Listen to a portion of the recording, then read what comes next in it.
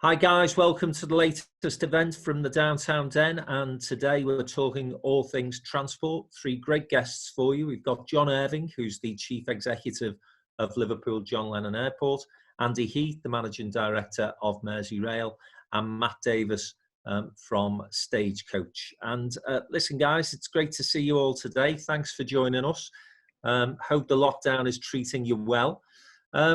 John, I'm going to kick off with you, if I may, because clearly the aviation industry has been much in the news. We are, of course, aware that the industry is in some difficulties and has challenges at the moment far and above many other industry sectors, I guess.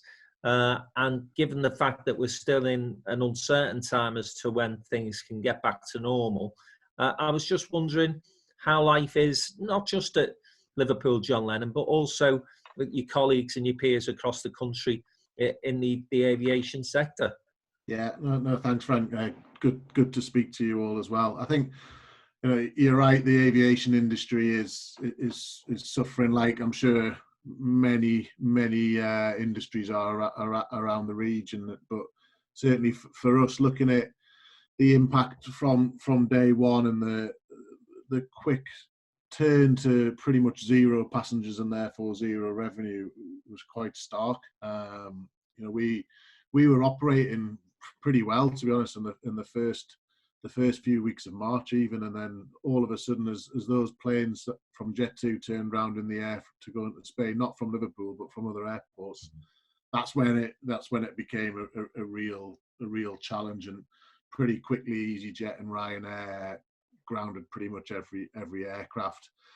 I think in terms of what we've been working on and what we've done is probably not too dissimilar to every other airport in the UK, small and large. It is really about reducing the cash burn of the business and making sure that we are set up enough to be able to come out of this at the other end in a positive fashion. Obviously, as an industry, we have really good links into government. We don't struggle on that basis. We've had weekly calls with the aviation minister, with DFT, and letters from the chancellor, etc., outlining opportunities for us to look at. What I would say though is, as an industry, we went from probably a thought process where the aviation industry would be looked after or treated in a slightly different way, to one where in some ways people in other industries would probably say this was right.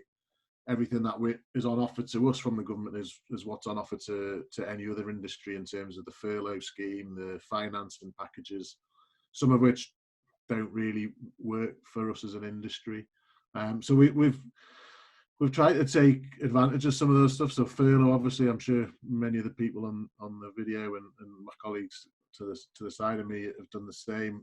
We've done that to protect the long-term security of people's jobs at the airport, in this period of time where, although we're very limited in terms of operation, we've still got people working on site. We've still actually got flights every day going to the Isle of Man for the medical flights, which is important, but obviously means we have to have a layer of operation going on a daily basis. So we're only, I think, 60% furloughed, whereas other airports who are closed for business are upwards of 70 to 80% furloughed. So it depends what you're doing. We are open for cargo and freight to come in if it's there and needs to come in, which we've had a few inquiries about. But that's pretty much where we're at in terms of running today on a very limited operation, and starting to think about what does it look like, what are airlines trying to do. When's it going to come back? And I think one of the important things, before I come back to you, Frank, is we're talking now to airlines about recovery, and when it comes, but certainly what you see and read in the press is air travel is going to have a very long lag to it compared to opening up the country or getting out of lockdown. It's not going to happen overnight. I think that's probably something that everybody will be considered to be a common sense approach, John. I don't think anybody's expecting to come out day one after the lockdown and be jumping onto an airplane. But I think you made an important point there in terms of early indications from the government seem to suggest that aviation would be treated slightly differently. and for reasons you've just outlined, really. Do you get the sense that people like Richard Branson haven't helped? Because I think the image, if you like, of that airport aviation sector is very glamorous, and all airlines therefore are owned by billionaires, and why should they be bailed out? John, you and I know that those airlines that run out of Liverpool are not in that same sort of stratosphere, are they? Definitely not. I think our hope and it was pretty much from day one working with the DFT and our people who talk into government every day was the aviation industry in a normal economy is important, but certainly in an economy like ours and one sort of heading towards Brexit is absolutely vital to protect airports and airlines. And certainly the initial feedback was, obviously it's a critical bit of the economy. We want, solid quality airlines and airports to survive throughout this. And there will be something coming that will be, something different to everybody else. I don't know whether or not the impact of, people like Richard Branson or what has happened, or it's an affordability point, or potentially trying to find something that works for different, size airports, we've got a different need to an airport up the road, we've got a different need to Newcastle. We're all suffering from the same problem, but our asks are slightly different, I would say. We do have some commonality in some asks, which, things like rates and, holidays around rates and extended furlough periods. I think what we're seeing is we're asking for that, and we're all asking for it, whether or not we're, Liverpool, Manchester, Heathrow, we're all asking for the same stuff. And we're getting the same answer of exhaust every other opportunity before you come and ask for a specific ask. And that probably happening in other industries. And it becomes a point of, I had a call this morning with a government department, and the question was, have you exhausted the opportunities? And I'm like, well, who's telling me when I've exhausted them? Because I feel I'm exhausted. So it's one of those, we've got a good line in, but that critical infrastructure piece, I'm sure there's other industries who would say that as well. The visit economy for us in the city regions massive, and some things need different help, but certainly ours is go and look at what's available and work with that. And if you get to the end of that and it's still a problem, come and ask us. And like any business, cash and the pressure on the business comes pretty quick. Moving on to the other guys on the call, Andy and Matt, you obviously are in a slightly different situation to John because you're still operating, albeit no doubt at a lesser capacity, but that brings challenges as well. And Andy, come to you if I may. Merseyrail, listen, we were talking about some great things that have been happening with the company, some fantastic stories in terms of its efficiency, in terms of new investment, new trains on track, improvements to the infrastructure. It was all going swimmingly well. And forgive the pun, it's come off the rails a little. But you've been working hard to make sure that during this period of time, those people who do have to move around still, essential workers and others, are able to do so. So what's that been like for you? Well, as with both my other colleagues, I know that Matt will say the same, it's been a real challenge. So the challenge that we had, a bit like John really, start of March, we were performing well. But then from the third week in March, obviously as the impact worsened on the country, our patronage dropped. So our revenue's down 90%, significantly. Added to that, of course, the exposure of our staff, because of course we need to operate a rail service. We recognise that it's an important artery to ensure that the city region can operate. So the first challenge we had was obviously in terms of our staff. So our sickness levels increased to about 20% from the normal 5%. So that meant we couldn't deliver the service that people normally expect. But also there wasn't the demand then because it had fallen off. So we went into dialogue with Merseytravel to look at what we could do to make sure we can deliver an optimal train service, bearing in mind the demand. So what we did first of all was we ensured that the service we operated, roughly 7 o'clock in the morning till 7 o'clock in the evening, was to be able to provide a service for key workers. We had some feedback from the NHS particularly about the service curtailment at 7 o'clock meant that a lot of the shifts that finished about 8 o'clock, people couldn't get home. So we sort of tweaked that on some key line of routes to about 10 o'clock in the evening. And what allowed us to do, of course, enable people to get to and from work, the essential workers, but it meant that we could sort of reduce the exposure of our staff. So we did a lot, as I'm sure Matt would agree, and did the same things to ensure that we could provide the right environment in which our staff to operate. So that's been a real challenge. We're pleased and proud to be able to make sure that we can deliver that service, as well as getting the balance right in terms of managing our staff's exposure.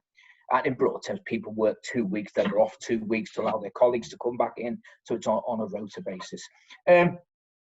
The challenges we've now got is in terms of the expected ease in lockdown, how that comes. But in terms of how we're doing as a business, at the moment you hear a lot in the press now about EMA, so it's management contracts that train operators are moving on to that have been managed through the Department of Transport. But Merseyrail is slightly different because Merseyrail obviously has devolved to Mersey Travel. So we don't have a financial package. We are having a significant impact on revenue, as I said. So, but we're no immediate threat to us, so we can focus on providing essential service to the key workers. And we're in discussion with Mersey Travel, with the government at the moment, to see what financial support is available to us. We haven't took the option of furloughing staff, and that's not our intention at the present stage, because we do know that we need to have staff available to run the service. Now we're working on potentially, perhaps looking ahead to what our service will look like as we come out of lockdown. But that's a balance between the staff that we have available, but also the advice from government and the instructions that will come with that ease in lockdown. I think going back to the point you made at the start, yeah, I mean, we had a clear trajectory towards new fleet and new fleet implementation. There's an impact there because the trains are being built in Switzerland and they're having problems with the supply chain. So there will be an impact on delivery of new fleet onto the network. We don't know what that will be at this stage. I think certainly within Merseyrail, I'm sure a lot of businesses are the same. The first sort of 4 weeks or so has been sort of hankering down and just sort of making sure you can provide what is required. But now we're starting to put at least one eye, half an eye, to how we actually move out of this. But it's had a significant impact on the business. It most certainly has. And you've mentioned this, Andy, but I'll pick the point up with Matt. First and foremost, I know safety is at the forefront of both Stagecoach and Merseyrail's minds when it comes to passengers, but also the team that you work with and your staff. And I know some of the statistics, Matt, coming out of London in terms of bus drivers who were impacted by COVID were quite frightening, really. And Sadiq Khan has made particular reference and statements about that particular industry. And of course, Sadiq's dad was a bus driver, so it will be close to his heart, I guess. But how have Stagecoach been managing through this process? You're absolutely right. The safety of our staff, Frank, is key. And it probably goes a little bit further than safety. So it's about assurance, I think, as well.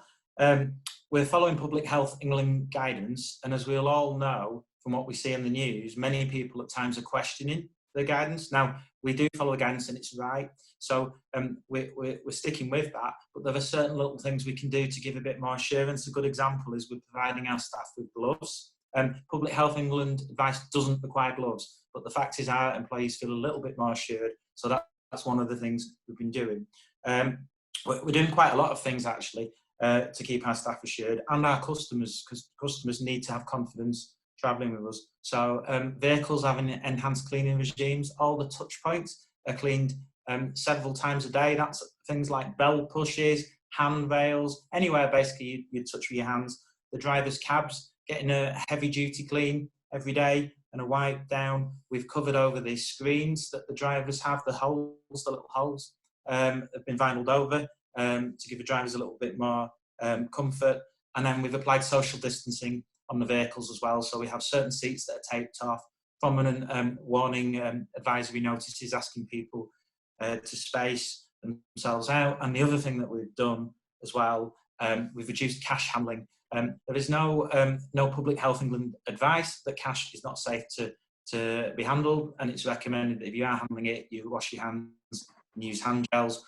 We've supplied our staff with hand gels, But what we've done is we now ask customers to pay the exact fare and pay by contactless if possible. Our contactless transactions has gone up by over 10% almost immediately. And any excess change, if we collect any excess change, it's going to the government's NHS COVID-19 charity. So quite a lot of measures we're taking. There's other things we've done. That's just what you'll see if you get on a bus. In the depot, we've opened up mess rooms. So we've opened up meeting rooms to become an extra mess room. Mess room's the word we like to use for staff room. We've encouraged people to take their breaks in other locations as well. We've had to change our catering arrangements. We're no longer able to provide canteens, so we are providing free tea and coffee. It's just a nice little gesture. Another thing that we've done is when we transfer drivers into the city centre, they would normally go in a vehicle together in a minibus. We've had to split them up and they travel separately. So there's many things we've done. And what we're now looking at is how we apply these things as we come out of lockdown, because I think we all agree it's very clear that social distancing is going to be here to stay for some time. So these new arrangements need to be factored in permanently into the business. Yes, some commonality, I guess, across all sectors in terms of the points that you're making there, Matt. But just before I bring John back into the conversation, particularly around how airlines may start to need to adjust going forward, financial impact on Stagecoach up to this point?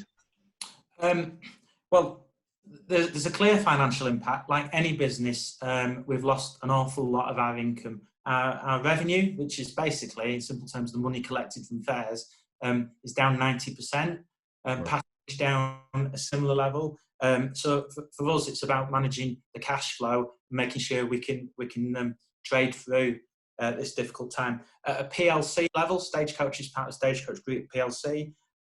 We've done a number of things, the kind of things that you'll hear many large organisations doing, and I think, in fact, people would expect of us. So we've suspended dividend payments, we've reduced capital investment other than safety critical matters, we've deferred wage increases, and also senior leaders have took pay cuts. We've reduced pay. That's the absolute right thing to do. So that's at a sort of national level. We're fortunate, compared to some sectors, such as the airline, that the government has put together a support package for bus operators, for the bus network. And we've worked nationally on that to influence and shape that with other bus operators across the UK and the Confederation of Passenger Transport. And the government has now announced what's called CBSSG, so that stands for COVID-19 Bus Service Support Grant. And effectively, there's a pot of money to be shared out amongst all of the operators in the UK to help support some of the loss-making routes that are in operation at the present time.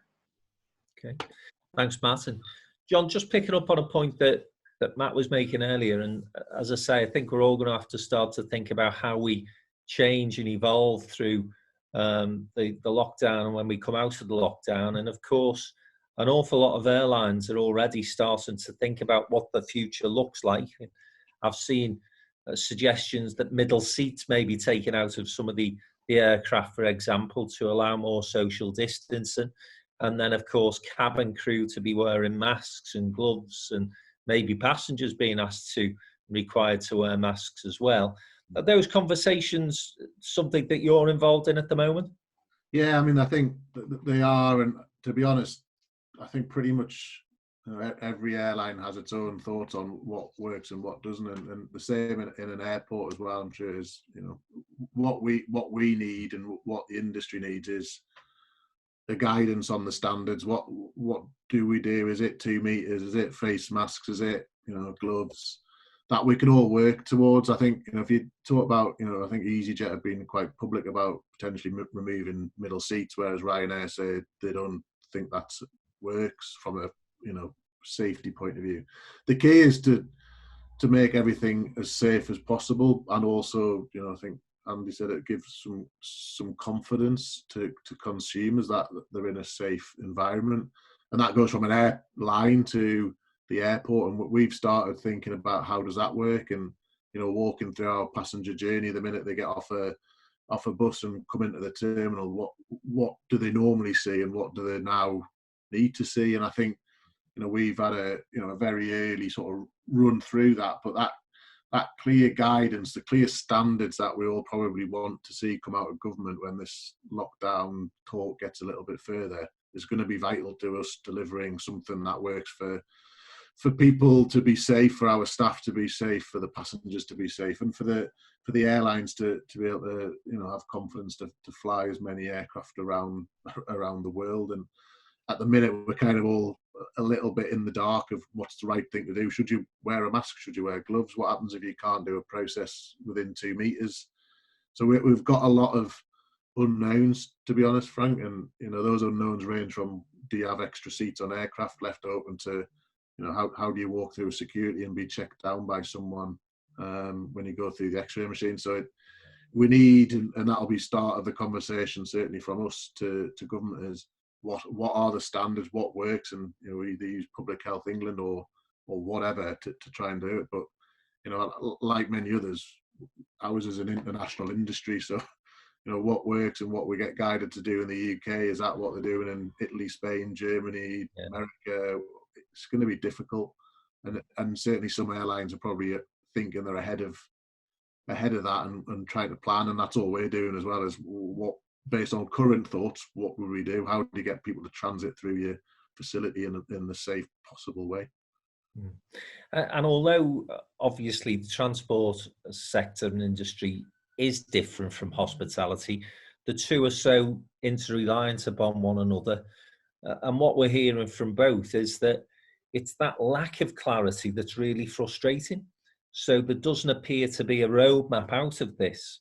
And, a lot of our colleagues in the hotel sector, for example, are saying, well, okay, even if the lockdown is lifted, how does that impact on us? Because if social distancing is still going to apply, then how are we supposed to continue to deliver the service that we're supposed to deliver now? Does that mean, in a Hilton hotel, let's say, is it less beds?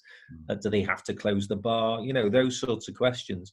And equally, yourself, John, Andy, Merseyrail, you've got communal areas as well, where the public go in and out of. And really, I think that's what we're all trying to seek, really, isn't it, from government and from Public Health England, a little bit more consistency and clarity about what we should be thinking about. That be a fair assessment, John, do you think? Yeah, totally, Frank. I think, as I said, if I look to my right, I've got a whiteboard in my office at home with 50 things written on it. 50 of those might be good, 50 of them might not work. The guidance and the clarity is massively important, because what we definitely don't want to be doing is second guessing, and doing something that either has no impact or increases the risk, because that's not what any of us want to do. And us being open, I think certainly in our industry, I can see it differently with Matt and Andy, is we'll almost be able to buy some time on that, because we'll not get all of the flights back straight away, and we've got a big enough facility to handle it.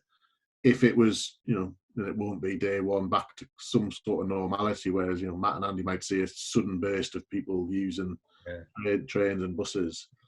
You have to deal with that quickly. We'll probably have a few goes at it, because we'll have limited passengers start to come through the terminal, and we can kind of almost get that right. But certainly the most important thing for all of us here is getting that guidance and getting the things in place that do make a difference and keep people safe. That's priority number one.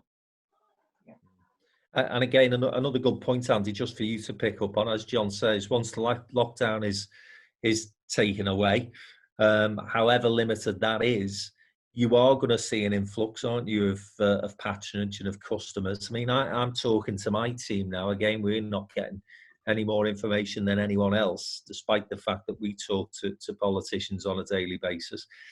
But, I'm saying to my team, when we do have an opportunity to return to work, don't be coming in at rush hour, stagger your journeys, be safe, but then if everybody's saying the same thing, you might find, Andy, that nobody's on your 7 to 8 o'clock trains and everyone's coming on at 10. Again, is there an engagement, a conversation perhaps to be had with the business community about how we might manage that as we go back? I think I'd echo what John said in terms of getting some clarity. I mean, in terms of social distancing, there will be an ease in lockdown. It's been intimated in the press, the government is saying that. We don't know what that looked like. But if we just assume that it will be increased patches to where we are now, if it's 2 meters social distance, just to put into context the challenge that we have with that, which is why we require clarity, is that normally we have a train from Southport in the morning, for example, to Liverpool. If it's a 6-car, so our longest, we can carry about 650 people. If there's social distancing, we can carry 100 people. So you can see it really will impact on us. And then the challenge that we will have is, whilst we're doing exactly the same as Matt talked about in terms of cleaning the trains and providing the right facility resources for staff, the challenge that we have particularly is how we as a rail industry will be able to regulate people onto the train, because we have one person at every station. So the challenge then is, how would we as an organisation be able to count people onto the train? And just to expand that further, for 100 people to get on the train between Southport and Liverpool, would we have quotas at each station? In which case, how do we manage the people on? Or do we allow the first 100 on? In which case, potentially, based on the ease of lockdown, mean the train could be full. I mean, even quick maths shows that even if we had an evening peak, we could carry about 2,000 people, and normally it's about 15, 20,000 people. So we need that guidance before we can actually we start to plan a train service. We're looking at about 25% capacity, but how do we manage the logistics of people? We can't bring them all in through one door and count them on, because people queue on the platform.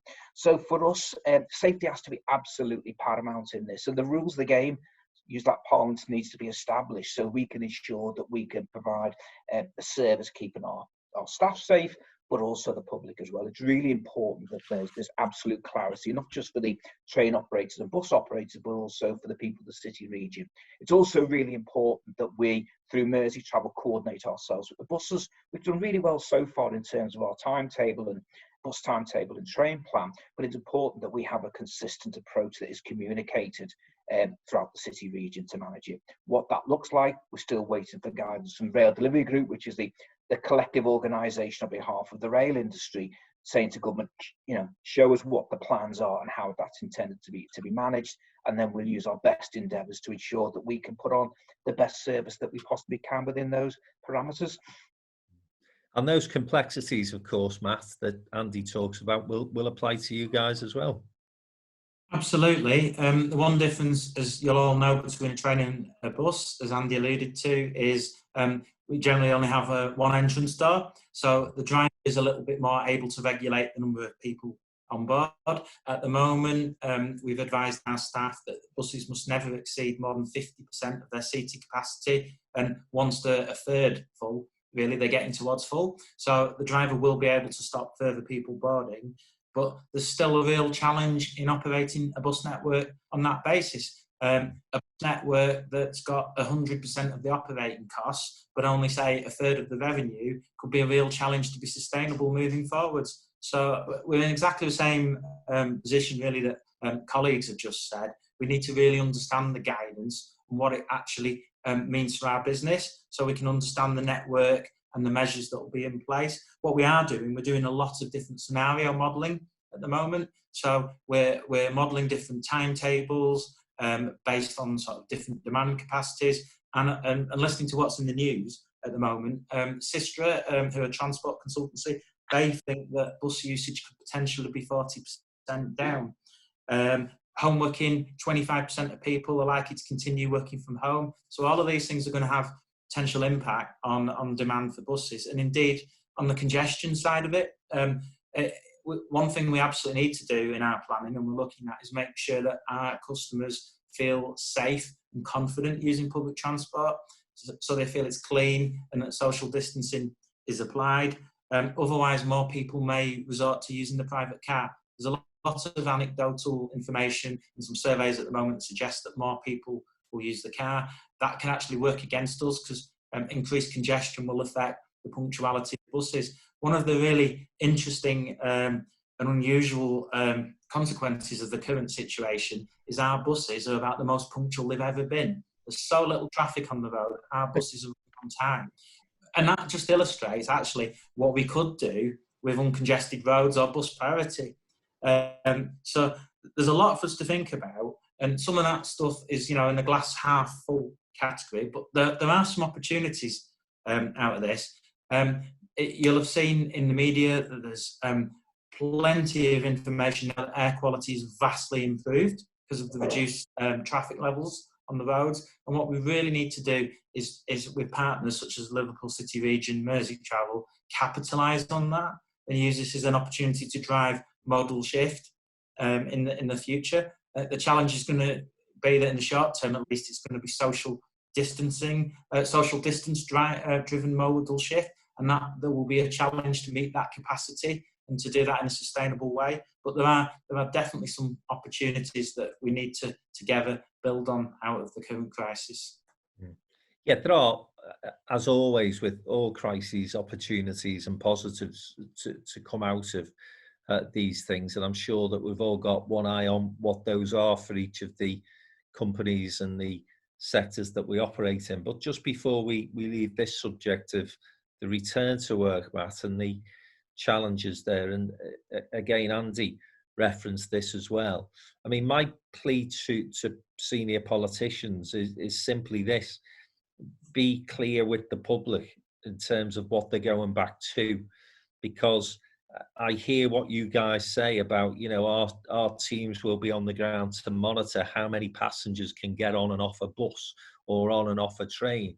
That will require an awful lot of cooperation, understanding and patience from your passengers who are used to just rocking up at the station and by and large getting on the train or the bus, that, the first one that comes along. And of course that might be something that we need to change our mindset to. So as I say, I think, people like Andy, Steve, but at a national level, the Prime Minister need to be saying loud and clear, where public services are returning, they're going to be returning in a very different way.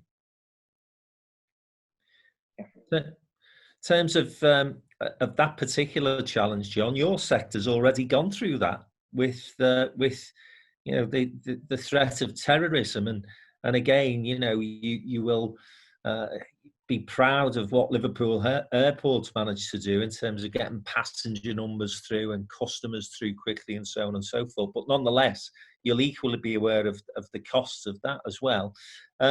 So let's look at, as Matt said, what opportunities, what potential, what are the things that we're thinking about in terms of, let's fast forward 12 months. There's a vaccine now in place. Domestos have obviously sourced it, sponsored by Donald Trump, and we're all ready to rock and roll again, and everything's going to go back to as normal as it can possibly be. How is Liverpool as an airport preparing for that time? We haven't looked that far ahead yet. No, I think we are looking that far ahead, because I think that is probably the most likely point where there is an opportunity that is back to some sort of normality for airports. It's not going to be, I would hope it's much quicker. I don't know if we were live when you said everyone's desperate for a holiday, and I think that's definitely the case. And if it's safe, and as and when and whichever countries open up, airlines can, they can send aircraft into those places at whatever levels, and we'll look for those type of opportunities that, can be done in the best way. But we are looking at, what does, we get through this year. I think, to your point on terrorism and other shocks to aviation, the aviation industry has had many. It does recover, and it does come back, and it can come back in a different shape, but normally does return. And when we're working like that, if I'm honest, in a positive way, we know the next 9 months is going to be challenging through logistics, through confidence, through cash. But we have to start looking at what, 12 months time looks like, and how you set ourselves as an airport that offers the right services. And there are, I think, potentially different destinations that we might be able to access now that we may never have been able to even talk about with airlines. Our domestic connectivity is, domestic, if you listen to most reports, is going to come back first. And, people do travel on flights domestically from the northwest and from Liverpool. And, we're fortunate Belfast's, our biggest route. And I'm not saying it's going to come back exactly where it was, but, it's an important link. we're already discussing with airline partners about what else is there. And what we've got to remember 3 months ago was, we unfortunately as a industry lost Flybe as an airline. Those routes, in some were backfilled in a smaller way, some weren't. And now it's, you've got to look and say, well, what is the art of the possible for us and for airlines that operate with us and airlines that don't. And those are the positive conversations you can start to have about, well, as an industry, we will have bounce back. People, as soon as it's safe and people, whether it's a vaccine or whatever, to travel to Spain, then, let's carry on. I was hoping probably 4 weeks ago that would be back end of this summer. We'll see. I don't think anyone really knows, and no one will commit to saying anything. But we're looking also about how, we have done very well the last 5 or 6 years building back the passenger numbers, getting new airlines in, working hard on our passenger experience. But I still think this gives you an opportunity to look at, well, what else could we do? What else do people want to do? How do we set ourselves up with business? Do we do more things ourselves? What are those options? And we're still, that sort of blank piece of paper sticking some ideas down scenarios rather than the detail. But our aim is to come back as a stronger company in 12 months with, at worst, a similar level of flying that we had 6 weeks ago, which was not far off being one of our best years. Yeah, and I think that the frustration there, John, will be shared by Andy, because again, as I mentioned earlier, Andy, Merseyrail was absolutely smashing all its targets, its efficiency, its timekeeping, really high ratings right across the board, and then that latest investment injection as well. So like John, you'll be looking to quickly get back to where you were and surpassing those successes as well. Yeah, I mean, we have to look in the context, as Matt said, we recognise and expect there to be a change in people's working patterns, which can have an impact on passengers and consequently on revenue. We'll have to see how that manifests itself. We would anticipate perhaps we won't be as hit as some of the long distance train operators who have had an even bigger reduction in revenue. But notwithstanding, it's going to be a challenge for the business. But we've got to look forward, not only getting back to providing the rail network the city region demands and the standards that they demand. We've got to look at making sure that we don't lose momentum on those bigger ticket items. So we spoke before about new fleet. New trains will be coming. The issue is looking at the revised timescale and flight path for them and make sure that we are ready as a business to be able to receive those trains for Mersey travel and operate them in service. But also perhaps in terms of one of the things throughout the last month or so has been, Matt spoke about cash handling. One of the things we need to really look and press forward on is a future ticketing, people buying tickets online, reduction in people handling cash. So there's, as well as trying to, regain the confidence and get people back on our network, it's those initiatives. So we've started to look at that and how we can accelerate those in the context of the delay impact the coronavirus brings. But it's important that ourselves, together with the bus operators and indeed John Lennon Airport, is make sure that we can give that confidence to the people that use our transport network, that we can deliver the high standards that we did pre-COVID. And you'd also hope, Matt, wouldn't you, that we can now, perhaps over the next few weeks, begin to actually talk at a leadership level about greater engagement and integration of those transport services, because there's always that famous episode from Yes Minister where they're trying to talk about an integrated transport system, and they get lost at Spaghetti Junction somewhere. I mean, it's hilarious to watch, but there's a lot of truisms in it as well, because we do have that ambition and objective as a city region to start to connect better. And I think we've started to see some of that happen before the crisis. And Andy's made reference to the fact that, the bus operators, the train operators are talking now. So again, in terms of opportunities, not just for Stagecoach, but for the whole transport strategy and infrastructure, there is some potential, isn't there, Matt? Absolutely is some potential. We've been working together quite closely for a bit, particularly on the bus side with Mersey Travel and other bus operators through the Liverpool City Region Bus Alliance. But there's potential to do much more than that, and we're already having some of those conversations about delivering a network in partnership that is integrated.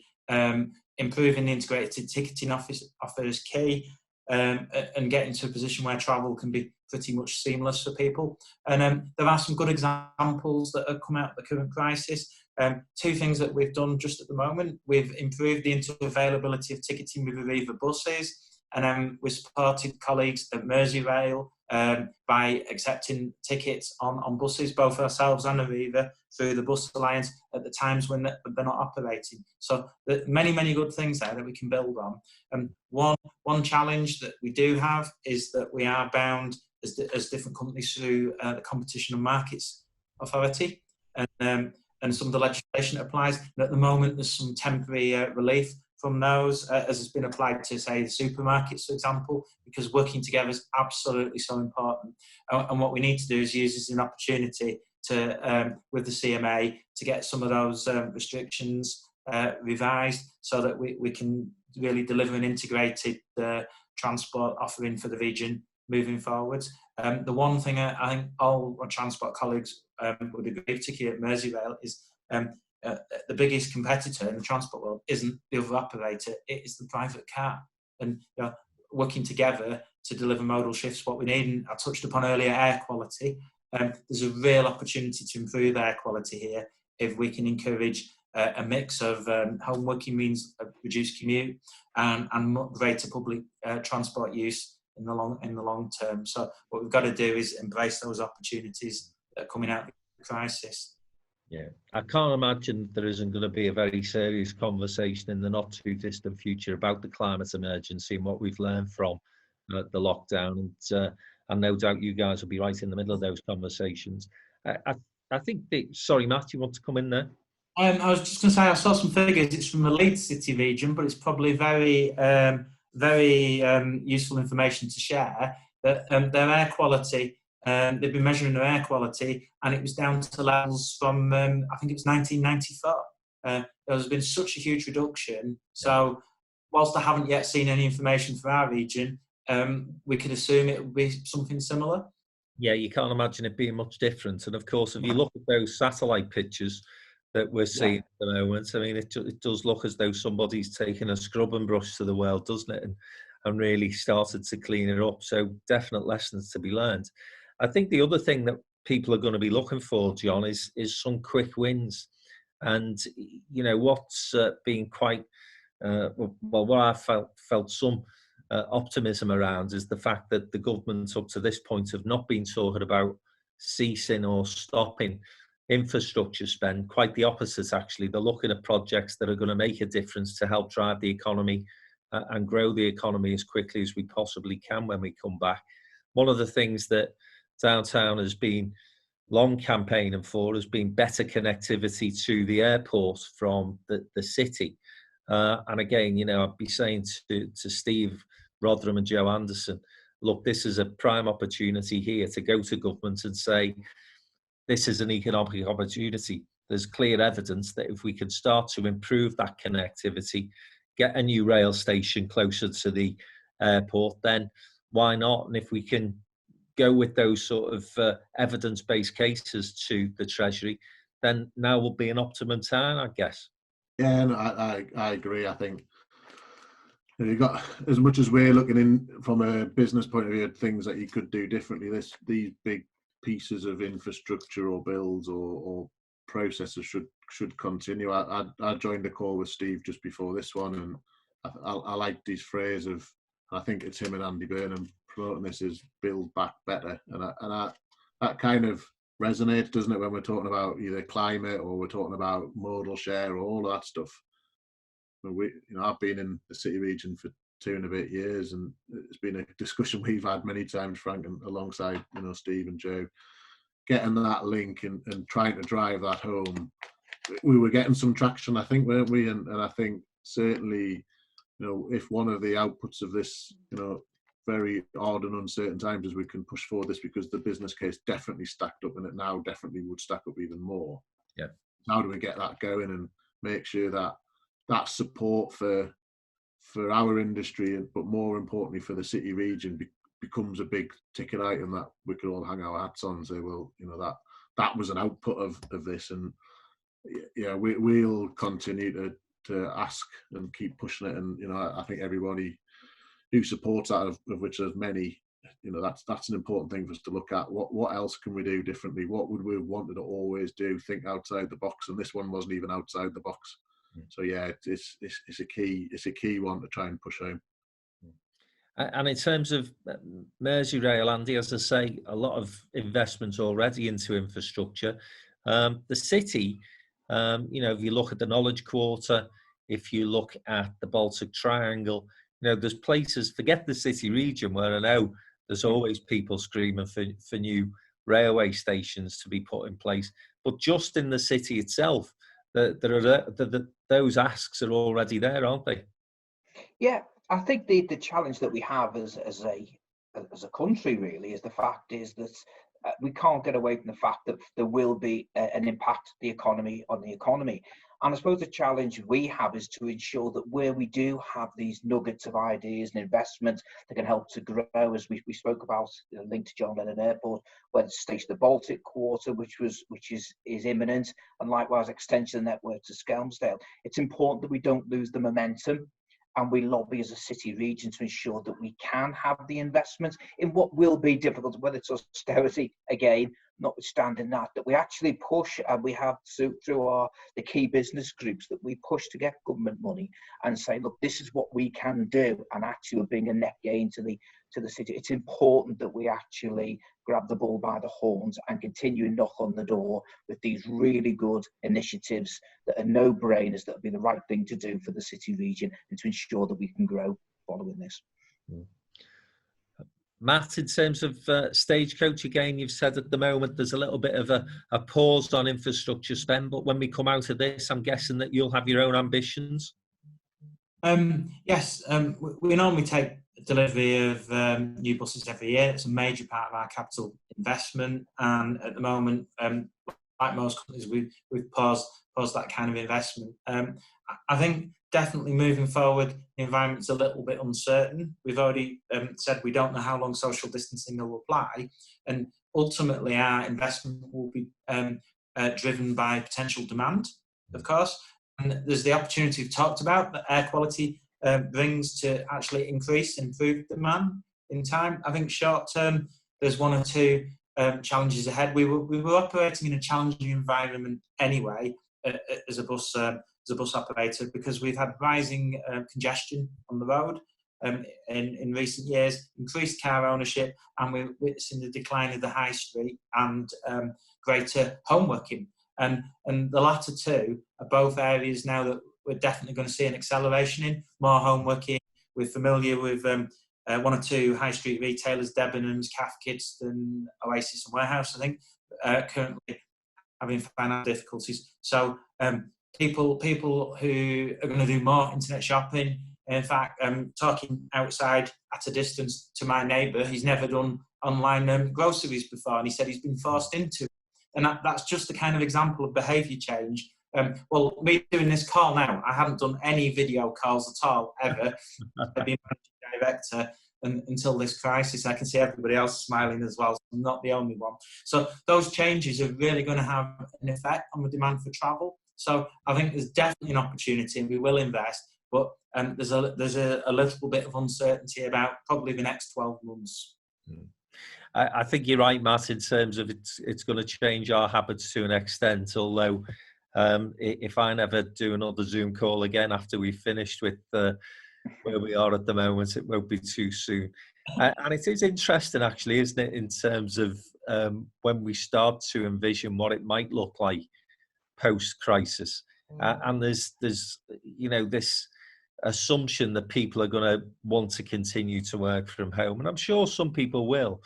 But equally, I have to tell you, you know, we've been doing lots of these things now. I think this is probably our 40th or maybe even 50th such call. And we've been going back to our members, and people are enjoying these sort of events at the moment. But if you said to someone, do you want to do a webinar and a Zoom call, or do you want to do a live event? I'll tell you now, 98% are saying, no, we can't wait to get back to the live event. So I think some people may be overestimating what the change in habits actually going to be. And just coming to you, John, because as I say, I know at the moment airports are under the cosh. But the other thing, and music to your ears, is that, again, everyone I'm talking to is saying as soon as I can get on a plane and get away, the better, and that day can't come soon enough. Listen, guys, I want to wrap the conversation up with some final comments from you.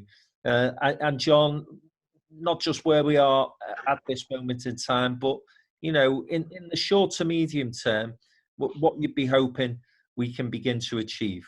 Yeah, look, I think I kind of let me answer that with a comment about what we've just talked about changing habits. And Liverpool Airport has done very well over the last sort of 5-6 years to get to 5 million passengers, but we still face that habit of not using Liverpool Airport. And I think one of the things that I take out of this, and this is a short, medium, long term piece, is the change in people in terms of how we are as a community, what people are doing with each other and working differently. I think that could play in our favour at the airport in terms of making us stronger and people using us more. Why not use your local airport? If we can support business and support people, then we need to create, and we have, but how do we make an airport even stronger? How do we make people prouder of the airport and offer the things they want? But in this new world, why not use your local airport? And that'll probably be sort of a slight repositioning of us, if you like, of where possible you use us, because it's a good airport to use. So short term, medium term, look, I'm with you, Frank. As soon as people can feel safe to fly and want to fly and the services are there, we'll make sure that the airport you come through is as good as it was before, but in a way where you're confident and comfortable that it's safe, not just from a security point of view, but from a health point of view as well. And hopefully we can benefit from that. We operate in a huge city region. Having a link with a train would be fantastic long term, but why not use Liverpool if you haven't before, or you haven't often? Use us. Yeah. Andy, same point really. Short, medium term goals for you guys? I think in the short term, so medium, it's about how we can ensure that we can give confidence to our customers that when they do come back, we'll be operating the right capacity and the environment in which they're operating is safe. That's absolutely important, because it doesn't matter what train service we put on or how clean we say we're making the trains, unless we can give people that confidence that we can deliver what they want and they can travel safely, then we're at a loss. So we need to move forward there. We need to get back to running the service that we operated. The one thing I would say, and it was alluded to there by John, on a personal perspective, I think what has come out of this issue is the fact of how communities are coming together in terms of whether it's this wartime spirit, but nevertheless, people have been a lot more understanding, helpful, supportive, looking after their neighbours, speaking to neighbours they've probably never spoken to before, and are being quite idealistic, really. But whether it's transport or whatever part of the UK, you just hope that people are a bit more considerate, have a bit more compassion, and then we just move forward collectively and so the UK is a much better place in which everyone can live and thrive. So I've moved off transport a bit, Frank, but it is about the fact of how we come out of this collectively. It's really, really important that we take this as a learning session. Yeah, great points, Andy. And Matt, final word to you again. Short, medium term goals for Stagecoach. Okay, and just before I answer that, just building on what Andy said about community, with some fantastic examples that our team, our employees have been experiencing. We've had rainbows sent in to put on vehicles drawn by children. We've got staff doing home baking and bringing it into share. And then amazingly, we've had some of our key workers, such as the NHS, actually buying gifts for bus drivers. We've had Easter eggs, chocolate, all sorts. And so Andy's absolutely right. That team community spirit is something we really got to take forward out of this. In terms of short term, I think Andy's answered it for me, said it very well. It's about confidence and assurance of being able to travel safely for customers. in the medium term, for ourselves, it really is about working in partnership with the city region and other transport operators to really try and drive a reduced dependency on car usage. So if ultimately we can get more modal shift, reduce car journeys, and maybe do that on a public transport network that has greater space, then that could be a winning formula. There's good potential for the region. Lads, it's been great to have your company this afternoon. Hope you've found the discussion as interesting as I have, certainly in terms of the challenges you all face, but the importance that each of your companies brings to the city region. It's vital that we maintain an engagement with the business community, and the business community get behind you guys as much as possible. So we'll be in touch again, no doubt, through the crisis, but also more importantly, once we come out of it, and keep these conversations going. Thanks for your positivity as well. And no slight on either Andy or Matt, but John, I just cannot wait to visit John Lennon Airport. not necessarily to see yourself either. I just want to be on a bloody plane somewhere. I'm absolutely desperate for a holiday. So thanks, guys. Thanks for your company this afternoon. And I'm sure everybody listening will have appreciated your thoughts, your opinions, your words as well. Thanks, guys. Everyone. Cheers. Thank you. Thank you. Thank you.